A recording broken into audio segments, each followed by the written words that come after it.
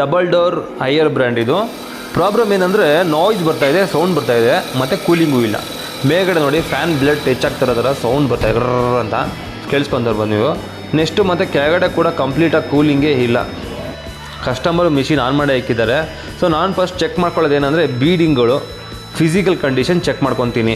ಕರೆಕ್ಟಾಗಿ ಪ್ರಾಪರಾಗಿ ಕಚ್ಕೊತೀನಿ ಅಂದರೆ ನೀವು ಕೂಡ ಇದು ಚೆಕ್ ಮಾಡ್ಕೊಳ್ಳೇಬೇಕು. ಯಾಕಂದರೆ ಬೀಡಿಂಗಲ್ಲಿ ಸ್ವಲ್ಪ ಏರ್ ಲೀಕ್ ಇದ್ರೂ ಕೂಡ ನಿಮಗೆ ಕೂಲಿಂಗ್ ವೇರಿ ಆಗ್ಬೋದು, ಚಾನ್ಸಸ್ ಸಿಕ್ಕಾಪಟ್ಟೆ ಇರುತ್ತೆ. ಸೊ ಇದನ್ನು ಚೆಕ್ ಮಾಡ್ಕೊಂಡಾದ್ಮೇಲೆ ನೀವು ರೆಫ್ರಿಜರೇಟರ್ನ ಆಫ್ ಮಾಡಿದ್ಮೇಲೆ ಹಿಂದೆ ಬಂದಮೇಲೆ ನೀವು ಈ ಡ್ರೈನ್ ಟ್ರೇ ಇದೆಯಲ್ಲ, ಈ ಟ್ರೈಯಲ್ಲಿ ನೋಡಿ ಚೆಕ್ ಮಾಡಿ ಏನಾರು ವಾಟರ್ ಇಟ್ಟು ಬಂದಿರೋ ಚಾನ್ಸಸ್ ಇದೆಯಾ, ಬಂದಿರಬೇಕು, ಬಂದೇ ಇಲ್ಲ. ಸೊ ಇದ್ರಲ್ಲಿ ಡ್ರೈನ್ ಬ್ಲಾಕ್ ಆಗಿರೋ ಚಾನ್ಸಸ್ ಇರುತ್ತೆ. ಸೊ ಅದನ್ನು ನಾವು ನೆಕ್ಸ್ಟ್ ನೋಡೋಣ. ಇದು ಬಂದ್ಬಿಟ್ಟು ಟೈಮರ್ ಮಾಡಲು ಸ್ಯಾಮ್ಸಂಗು, ಎಲ್ ಜಿ, ಐಯರು, ಪ್ಯಾನಾಸೋನಿಕು ಮತ್ತು ವರ್ಲ್ಪೂಲ್ ಎಲ್ಲ ಟೈಮರ್ ಮಾಡಲ್ ಇದೆ ಡಬಲ್ ಡೋರ್ ವಾಷಿಂಗ್ ಫ್ರಿಜ್ಜಲ್ಲಿ.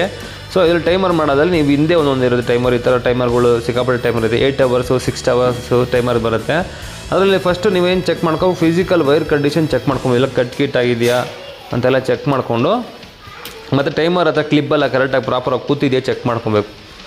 ಮಾಡ್ಕೊಂಡಾದಮೇಲೆ ರೆಫ್ರಿಜರೇಟರ್ನ ಆನ್ ಮಾಡಿಬಿಟ್ಟು ನಿಮ್ಮ ಹತ್ರ ಕ್ಲ್ಯಾಂಪ್ ಮೀಟರ್ ಇದೆ. ತುಂಬ ಈಸಿ ಕಾಂಪೊನೆಂಟ್ ಯಾವುದೋ ಚೆನ್ನಾಗಿದೆ ಅಂತ ನಿಮ್ಗೆ ಇಲ್ಲೇ ಗೊತ್ತಾಗ್ಬಿಡುತ್ತೆ ಆಚೆ ಕೂತ್ಕೊಂಡು. ಸೊ ಇಲ್ಲಿ ನಾನು phase, neutral, earthing 3 wire input ಆಗಿರುತ್ತಲ್ಲ. ಅರ್ಥಿಂಗ್ ಬಂದ್ಬಿಟ್ಟು ಬಾಡಿ ಕೊಡೋದು, ಅದು ಸೇಫ್ಟಿಗೋಸ್ಕರ. ಫೇಸು ಮತ್ತು ನ್ಯೂಟ್ರಲಲ್ಲಿ ವೋಲ್ಟೇಜ್ ಇರುತ್ತೆ ಅಲ್ವಾ, ಕರೆಕ್ಟ್ ಅಲ್ವಾ. ಸೊ ನಮಗೆ ಇಲ್ಲಿ ಫೇಸ್ ಆಗಿರ್ಬೋದು, ಇಲ್ಲಿ ನ್ಯೂಟ್ರಲ್ ಆಗಿರ್ಬೋದು, ಅದರಲ್ಲಿ 2 ವೈರ್ನ 1 ವೈರ್ನ ತೊಗೊಳ್ಳಿ. 1 ವೈರ್ ತೊಗೊಂಡು ನಮ್ಮ ಕ್ಲ್ಯಾಂಪ್ ಮೀಟ್ರಲ್ಲಿ ಕ್ಲ್ಯಾಂಪ್ ಮಾಡಿ, ಅದನ್ನು ಕ್ಲ್ಯಾಂಪ್ ಮಾಡಿಬಿಟ್ಟು ಆ್ಯಂಪೇರಿಗೆ ಸೆಟ್ ಮಾಡಿರಿ. ಆ್ಯಂಪೇರಿಗೆ ಸೆಟ್ ಮಾಡಿದಾಗ ಇವಾಗ ಟೈಮರ್ ಬಂದ್ಬಿಟ್ಟು ಕೂಲಿಂಗ್ ಮೂಡ್ ಇದೆ. ಕೂಲಿಂಗ್ ಮೂಡು, ಡಿಫ್ರಾಸ್ಟಿಂಗ್ ಮೂಡ್ 2 ಮೂಡ್ ಬರುತ್ತೆ, ಓಕೆನಾ, ಟೈಮರಲ್ಲಿ. ಸೊ ಇವಾಗ ನಾನು ನಾರ್ಮಲಿ ಕೂಲಿಂಗ್ ಮೂಡಿದೆ. ಅಲ್ಲಿ ನೋಡಿ ಆ್ಯಂಪೇರ್ ಬರ್ತಾ ಇದೆಯಲ್ಲ, ಇದು ಬಂದ್ಬಿಟ್ಟು ಕಂಪ್ರೆಸರ್ ಆ್ಯಂಪೇರ್ ಬರ್ತಾಯಿದೆ. ಕಂಪ್ರೆಸರ್ ಪರ್ಫೆಕ್ಟಾಗಿ ಓಡ್ಕಾಗ್ತಾಯಿದೆ. ಕಂಪ್ರೆಸರ್ ಮತ್ತು ಫ್ಯಾನೆಲ್ಲ ಓಡ್ತಾಯಿದೆ. ಸೊ ಇವಾಗ ನಾನು ಇದನ್ನು ಡಿಫ್ರಾಸ್ಟ್ ಮೂಡ್ಗೆ ಹಾಕ್ತೀನಿ, ಹಂಗಂದರೆ ಹೀಟರ್ ಮೂಡ್ಗೆ ಅಂತೀವಿ. ಸೊ ಹಾಕ್ಬಿಟ್ಟು ನಿಮ್ಗೆ ತೋರಿಸ್ತೀನಿ. ಇನ್ನೊಂದು ಏನಂದರೆ ಇದ್ರಲ್ಲಿ ಸೌಂಡ್ ಕೇಳಿಸ್ಕೊಳ್ಳಿ. ಇದರಲ್ಲಿ ಒಂದು ಮೋಟ್ರ್ ಚಕ್ರ ಅಂತ ಓಡ್ತಾ ಇರುತ್ತೆ, ಅದು ಓಡ್ತಾ ಇದ್ದರೆ ಕೂಡ ಮೋಟ್ರ್ ರನ್ನಿಂಗ್ ಇದೆ ಅಂತ, ಇಲ್ಲ ಜಾಮ್ ಆಗಿರೋದು ಚಾನ್ಸಸ್ಸು ಬರುತ್ತೆ. ಇವಾಗ ನೋಡಿ, ಇವಾಗ ಸೆಟ್ ಮಾಡ್ತಾಯಿದ್ದೀನಿ ಡಿಫ್ರಾಸ್ಟ್ ಮೂಡ್ಗೆ. ಒಂದು ಸ್ಕ್ರೂ ಡ್ರೈವರಲ್ಲಿ ಇಲ್ಲ ತಿರ್ಸಿ, ಇಲ್ಲಾಂದರೆ ಬೆಳ್ಳು ಉಗುರಿದ್ರೆ ಉಗುರಲ್ಲಿ ಕೂಡ ತಿರ್ಸ್ಬಿಟ್ಟು ಅದನ್ನು ಡಿಫ್ರಾಸ್ಟ್ ಟಿಕ್ ಅಂತ ಸೌಂಡ್ ಬರುತ್ತೆ ನೋಡಿ. ಈಗ ಈ ಥರ ಸೌಂಡ್ ಬಂದಾಗ ನೀವು ಅಲ್ಲಿ ನಿಲ್ಲಿಸ್ಬೇಕು. ಅಲ್ಲಿ ನಿಲ್ಲಿಸ್ದಾಗ ನೋಡಿ ಆ್ಯಂಪೇರ್ ತೋರಿಸ್ತಾ ಇದೆ, ಅಬ್ಸರ್ವ್ ಮಾಡಿ ನೋಡಿ. ಇಲ್ಲಿ 0.515 ಲೈಕ್ ಈ ಥರ ಆ್ಯಂಪೇರ್ 500 ಆ್ಯಂಪೇರ್ ಬರ್ತಾಯಿದೆ. 0.500 ಅಂದರೆ ಒಳಗಡೆ ಈಟ್ರಿಗೆ ಕರೆಂಟ್ ಸಪ್ಲೈ ಹೋಗಿದೆ. ಈಟ್ರು ಕೂಡ ಕರೆಂಟ್ ತೊಗೊತಾ ಇದೆ. ನಾನು ಚೆಕ್ ಮಾಡಿದ್ದು ಫೇಸ್ ವೇರಲ್ಲಿ, ನ್ಯೂಟ್ರಲ್ಲೂ ಚೆಕ್ ಮಾಡ್ಬೋದು. ಅರ್ಥಿಂಗಲ್ಲಿ ಚೆಕ್ ಮಾಡಿದ್ರೆ ನಿಮಗೇನು ಗೊತ್ತಾಗಲ್ಲ. ಸೊ ನ್ಯೂಟ್ರಲ್ ಇಲ್ಲ, ಫೇಸಲ್ಲಿ ನೀವು ಕ್ಲ್ಯಾಂಪ್ ಮೀಟ್ರ್ ಹಾಕಬೇಕು. ಆ್ಯಂಪೇರ್ ನೋಡಿ, ಹೀಟರ್ ಆನ್ ಆಗಿರೋ ಆ್ಯಂಪೇರು ತೊಗೊಳ್ತಾ ಇದೆ. ಇವಾಗ ಆ್ಯಂಪೇರ್ ಕರೆಂಟ್ ತೊಗೊತಾ ಇರೋನೇ ಇಲ್ಲಿ ಆ್ಯಂಪೇರ್ ತೋರಿಸೋದು. ಇಲ್ಲ ಆಮೇಲೆ ಕರೆಂಟ್ ತೊಗೊಂಡಿಲ್ಲ ಅಂದರೆ ಆ್ಯಂಪೇರ್ ತೋರಿಸಲ್ಲ. ಇದ್ರ ಮೂಲಕ ನಮ್ಗೆ ಗೊತ್ತಾಗುತ್ತೆ ಒಳಗಡೆ ಇರೋ ಕಾಂಪೊನೆಂಟ್ಸ್ ಏನೇನು ಚೆನ್ನಾಗಿದೆ ಅಂತ. ಒಂದು ಬಯೋಮೆಂಟಲು, ಥರ್ಮಲ್ ಫೀಸು ಆ್ಯಂಡ್ ಹೀಟರ್ ಎಲ್ಲ ಓಕೆ ಇದೆ. ನಮ್ಗೆ ಡೌಟ್ ಇರೋದು ಟೈಮರ್ ಮೇಲೆ. ಟೈಮರ್ನು ಹೆಂಗೆ ಕ್ಲಿಯರ್ ಮಾಡಬೇಕು ಅಂತ ಹೇಳ್ತೀನಿ. ಒಂದು ನಾವು ನೆಕ್ಸ್ಟ್ ಸ್ಟೆಪ್ ಬಂದ್ಬಿಟ್ಟು ತಿರ್ಗಿ ಮುಂದೆ ಬರಬೇಕಾಗುತ್ತೆ. ಮುಂದೆ ಬಂದ್ಬಿಟ್ಟು ಏನಾರ ಟೆಂಪ್ರೇಚರ್ ಏನಾರ ತುಂಬ ಜಾಸ್ತಿ ಇಕ್ಬಿಟ್ಟಿದ್ದಾರೆ ವಿಂಟರ್ ಟೈಮಲ್ಲಿ ಚೆಕ್ ಮಾಡಬೇಕು. ನೋಡಿ ಟೆಂಪ್ರೇಚರ್ ತುಂಬ ಜಾಸ್ತಿನೇ ಇಕ್ಕಿದ್ದಾರೆ.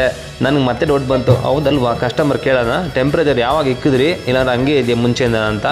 ಸೊ ಕಡಿಮೆ ಮಾಡ್ಬಿಟ್ಟು ನಾನು ಕಸ್ಟಮರ್ ಕೇಳಿದೆ, ಸರ್ ಟೆಂಪ್ರೇಚರ್ ಕಡಿಮೆ ಜಾಸ್ತಿ ಇದೆಯಲ್ಲ ಯಾಕೆ ಅಂತೆ.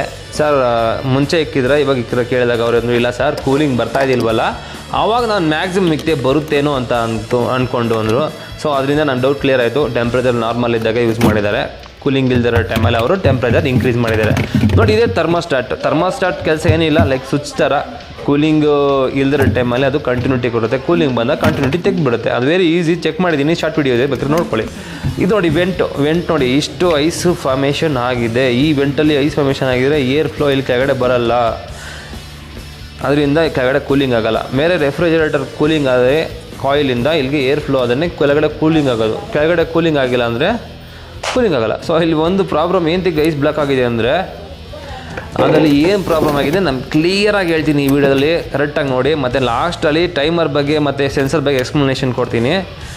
ಇಲ್ಲಿ ನೋಡಿ, ಇವಾಗ ನಾವು ಟೆಂಪ್ರೇಚರ್ ಸೆಟ್ಟಿಂಗ್ಸ್ ಮೇಲ್ಗಡೆ ಇರುತ್ತಲ್ಲ, ಇದು ರೆಫ್ರಿಜರೇಟರ್ ಅಲ್ಲಿ ನಾವು ಮ್ಯಾಕ್ಸಿಮಮ್ ಇಕ್ಕಿಲ್ಲ, ಇಲ್ಲಿ ಫ್ರೀಜರ್ ಬಾಕ್ಸ್ ಮ್ಯಾಕ್ಸಿಮಮ್ ಇಕ್ಕಿದ್ರು. ಸೊ ಇಲ್ಲಿ ನಾರ್ಮಲಲ್ಲಿ ಇಕ್ಕೊಬೇಕು. ಇದು ಏನು ತೊಂದರೆ ಇಲ್ಲ ಬಿಡಿ, ನಮ್ಗೆ ತಾಪತ್ರ ಇಲ್ಲ ಅವಲ್ಲ.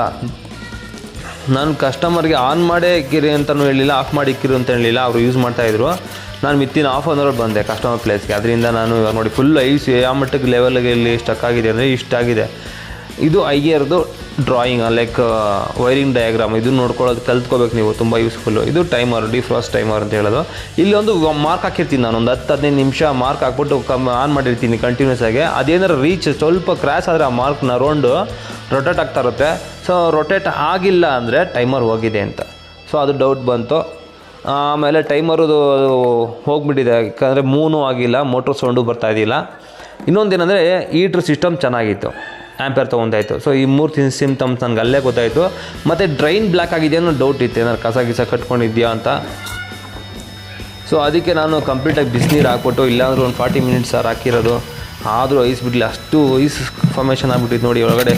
ವೆಂಟೆಲ್ಲ ಕಂಪ್ಲೀಟಾಗಿ ಇನ್ನೂ ಬಿಟ್ಟಿಲ್ಲ, ಎಷ್ಟು ಮಳ್ಳೋ ನೀರಿಲ್ಲ, 2-3 ಲೀಟ್ರ್ ಹಾಕಿದ್ದೀನಿ ಬಿಸಿನೀರು. ಮತ್ತು ಇನ್ನೊಂದು ಮಿಷಿನ್ ಬರುತ್ತೆ ಡ್ರೈಯರ್ ಅಂದ್ಬಿಟ್ಟು, ಅದಲ್ಲಿ ನಾನು ಇನ್ನೊಂದು ಮಿಷಿನಲ್ಲಿ ನಿಮಗೆ ಹೀಟ್ರು ಪ್ರಾಬ್ಲಮ್ ಬಂದಿತ್ತು, ಹೀಟ್ರು ರೀಪ್ಲೇಸ್ ಮಾಡಿದ್ದೀನಿ. ಅದು ಬೋರ್ಡ್ ಸಿಸ್ಟಮ್ಮು ವರ್ಲ್ಪೂಲ್ದು ನೆಕ್ಸ್ಟ್ ವೀಡಿಯೋ ಬರುತ್ತೆ, ನೀವು ವಾಚ್ ಮಾಡ್ತಾಯಿರಿ, ಅದನ್ನು ಎಡಿಟ್ ಮಾಡ್ತಾಯಿದ್ದೀವಿ. ಸೊ ಅದರಲ್ಲಿ ನಿಮಗೆ ಹೀಟ್ರು ರಿಪ್ಲೇಸ್ ಮಾಡ್ತೀವಿ, ಇದರಲ್ಲಿ ನಿಮಗೆ ಟೈಮರ್ ಹೋಗಿರುತ್ತೆ, ಟೈಮರ್ ರಿಪ್ಲೇಸ್ ಮಾಡ್ತೀವಿ. ಮತ್ತು ಟೈಮರ್ ರಿಪ್ಲೇಸ್ ಮಾಡೋದಲ್ಲದೆ ನಿಮಗೆ ಒಳಗಡೆ ಏನೇನು ಪ್ರಾಬ್ಲಮ್ ಬರುತ್ತೆ ಅಂತ ಎಲ್ಲ ಕ್ಲಿಯರಾಗಿ ಎಕ್ಸ್ಪ್ಲೈನ್ ಮಾಡ್ತೀವಿ. ಈಗ ನೋಡಿ, ಇದೇ ಫ್ಯಾನ್ಗೆ ಹತ್ರ ನಿಮ್ಗೆ ಐಸ್ ಕಟ್ಕೊಳ್ತಾ ಇದ್ದರೆ ಲೈಕು ಆವಾಗೇನಾಗುತ್ತೆ, ಐಸ್ಗೆ ರೆಕ್ಕೆ ಟಚ್ ಆಗಿ ಟ್ರನ್ ಸೌಂಡ್ ಬರುತ್ತೆ. ಐಸ್ ಜಾಸ್ತಿ ಕಟ್ಟಿ ವೆಂಟು ಕೂಡ ಬ್ಲ್ಯಾಕ್ ಆಗ್ಬಿಡುತ್ತೆ ನೋಡಿ. ಇಷ್ಟೊಂದು ಲೆವೆಲ್ಗೆ ಐಸ್ ಫಾರ್ಮೇಷನ್ ಆಗೋದೇ ಇಲ್ಲ. ಇನ್ನೊಂದೇನೆಂದರೆ ಬಯೋಮೀಟ್ರಲ್ಗೆ ಈ ಥರ ಐಸ್ ಇದ್ರೇ ಅದು ಕಂಟಿನ್ಯೂಟಿ ತೋರಿಸೋದು. ಈ ಐಸ್ ಇದ್ದಾಗ ನೀವು ಡಿಫ್ರಾಸ್ಟ್ ಮೋಡ್ಗೆ ಹಾಕ್ಬಿಟ್ಟು ಹೀಟ್ರ್ ಆನ್ ಮಾಡಿಬಿಟ್ಟು ನೀವು ಆ್ಯಂಪೇರ್ ಚೆಕ್ ಮಾಡ್ಕೋಬೇಕು. ಇಲ್ಲಿ ಮೇಲ್ಗಡೆ ಐಸೇ ಕಟ್ಟಿಲ್ಲ ಅಂದಾಗ ನೀವು ಡಿಫ್ರಾಸ್ಟ್ ಮೋಡ್ಗೆ ಹಾಕಿದಾಗ ಬಯೋಮೀಟ್ರಲ್ಲಿ ವರ್ಕ್ ಆಗೋಲ್ಲ. ಆವಾಗ ಬಯೋಮೀಟ್ರನ್ನ ಡೈರೆಕ್ಟ್ ಮಾಡಬೇಕಾಗತ್ತೆ. ಅದನ್ನು ಬರ್ತಾ ನೆಕ್ಸ್ಟ್ ವೀಡಿಯೋಲ್ಲಿ ಹೇಳ್ಕೊಡ್ತೀನಿ ನಿಮಗೆ, ಅದು ಗೊತ್ತಿಲ್ಲ ಅಂದರೆ. ಐಸ್ ಕಟ್ಟಿದಾಗ ಡಿಫ್ರಾಸ್ಟ್ ಮೋಡ್ಗೆ ಹಾಕಿದಾಗ ಅದು ಹೀಟ್ರ್ ಆನ್ ಆಗಲೇಬೇಕು. ಆನ್ ಆಗಿಲ್ಲ ಅಂದರೆ ವೈರ್ ಕಟ್ ಆಗಿರುತ್ತೆ, ಇಲ್ಲಾಂದರೆ ಬಯೋಮೀಟ್ರಲ್ಲೂ ಥರ್ಮಲ್ ಫೀಸು ಹೋಗಿರುತ್ತೆ. ಫೈನಲಾಗಿ ಹೀಟ್ರ್ ಚೆಕ್ ಮಾಡಿ ನೋಡಿ. ಫಾಲ್ಟಿ ಬಂದ್ಬಿಟ್ಟು ಚೇಂಜ್ ಮಾಡ್ತಾಯಿದ್ದೀವಿ. ಟೈಮರ್ ಒಂದೇ ಒಂದು ಹೋಗಿತ್ತು ಇದರಲ್ಲಿ. ಸೊ ಟೈಮರ್ ರೀಪ್ಲೇಸ್ ಮಾಡಿದ್ಮೇಲೆ ನಾವು ಕ್ಲಿಯರಾಗಿ ವೆಂಟೆಲ್ಲ ಕ್ಲೀನ್ ಮಾಡಿದ್ದೀವಿ, ಒಳಗಡೆ ಎಲ್ಲ ಬಿಸಿನೀರಾಗಿ ಕ್ಲಿಯರ್ ಮಾಡಿ. ನೀರು ಹಾಕಿದಾಗ ಎಷ್ಟು ಪ್ರಮಾಣದಲ್ಲಿ ನೀರು ಹೋಗ್ತಾಯಿದೆ ಅಂತ ಚೆಕ್ ಮಾಡ್ಕೋಬೇಕು. ಕ್ಲಿಯರಾಗಿ ಇದು ಚೆಕ್ ಮಾಡಬೇಕು, ಹಂಗೆ ಹೋಗ್ಬಾರ್ದು. ನೀವು ನೀರು ಹಾಕಿದಾಗ ಕೆಳಗಡೆ ಹೋಗ್ತಾ ಇದೆಯಾ, ಈ ಥರ ಫ್ಲೋ ಬರಬೇಕು ನೀಟಾಗಿ ನೀರು. ಇಷ್ಟು ಕಂಪ್ಲೀಟಾಗಿ ಮಾಡಿಬಿಟ್ರೆ ನಿಮಗೆ ಫ್ರಿಜ್ ಪ್ರಾಬ್ಲಮ್ ಇರೋಲ್ಲ. ಮತ್ತು ಕಸ್ಟಮರ್ಗೂ ಸಜೆಸ್ಟ್ ಮಾಡಬೇಕು, ನೀವು ಎಲ್ಲ ವಿಂಟರ್ ಟೈಮಲ್ಲಿ ನೀವು ನಾರ್ಮಲ್ ಬಿಡೋದು ಇಟ್ಕೊಬೇಕು. ಕೆಳಗಡೆನೂ ಅಷ್ಟೇ ನಾರ್ಮಲು 1-2 ಇಟ್ಕೊಂಡ್ರೆ ಸಾಕು. ನೀವು ಅವ್ರಿಗೆ ಇನ್ ಕೇಸ್ ಕೂಲಿಂಗ್ ಸಾಕ್ತಾಯಿಲ್ಲ ಅಂದರೆ 1 ಪಾಯಿಂಟ್ ಇನ್ಕ್ರೀಸ್ ಮಾಡ್ಕೋಬೇಕು, 10-15 ಪಾಯಿಂಟ್ ಇನ್ಕ್ರೀಸ್ ಮಾಡಬಾರ್ದು. ಆವಾಗ ಐಸ್ ಫಾರ್ಮೇಷನ್ ಜಾಸ್ತಿ ಆಗೋ ಚಾನ್ಸಸ್ ಬರುತ್ತೆ. ಇನ್ನೊಂದು ಡಿಫ್ರಾಸ್ಟ್ ಟೈಮರ್ ಚೆಕ್ ಮಾಡೋದು ಹೆಂಗೆ ಅಂತ ನಿಮ್ಗೆ ಗೊತ್ತಾಗಿರ್ಬೋದು. ಮಾರ್ಕ್ ಹಾಕಿ ಒಂದು 10-20 ನಿಮಿಷ ಬಿಟ್ಟರೆ ಅದು ರೊಟೇಟ್ ಆಗಬೇಕು. ರೊಟೇಟ್ ಆಗಿಲ್ಲ ಅಂದರೆ 100% ಟೈಮರ್ ಹೋಗಿರುತ್ತೆ. ಮತ್ತು ಡಿಫ್ರಾಸ್ಟ್ ಮೋಡ್ಗೆ ಹಾಕಿ ಆ್ಯಂಪೇರ್ ಬಂದಿಲ್ಲ ಅಂದರೆ ನೀವು ಬಯೋಮೀಟ್ರಲ್ಲೂ ಥರ್ಮಲ್ ಫೀಸು ಚೆಕ್ ಮಾಡಬೇಕಾಗತ್ತೆ. ಇಲ್ಲಾಂದರೆ ಫೈನಲಾಗಿ ಹೀಟರ್ಗೆ ನೀವು ಡೈರೆಕ್ಟಾಗಿ ವೋಲ್ಟೇಜ್ ಕೊಟ್ಟು ಚೆಕ್ ಮಾಡ್ಬೋದು. ಅದು ನೆಕ್ಸ್ಟ್ ವರ್ಲ್ಪೂಲ್ ವಿಡಿಯೋದಲ್ಲಿ ಮಾಡಿದ್ದೀನಿ, ಅದು ಹೀಟ್ರ್ ಹೋಗಿದ್ದು, ಹೀಟ್ರ್ ಚೇಂಜ್ ಮಾಡಿದ್ದೀನಿ. ಮತ್ತು ಅದು ಬೋರ್ಡ್ PCB ಮಾಡಲು, ಅದು ಕೂಡ ನೆಕ್ಸ್ಟ್ ವಿಡಿಯೋ ಎಡಿಟಿಂಗ್ ಮಾಡ್ತಾಯಿದ್ದೀನಿ, ನಿಮಗೆ ಬರುತ್ತೆ. ಇದು ಫ್ಯಾನ್ ಟಚ್ ಆಗ್ತಾಯಿತ್ತು ಮತ್ತು ಕೂಲಿಂಗ್ ಪ್ರಾಬ್ಲಮ್.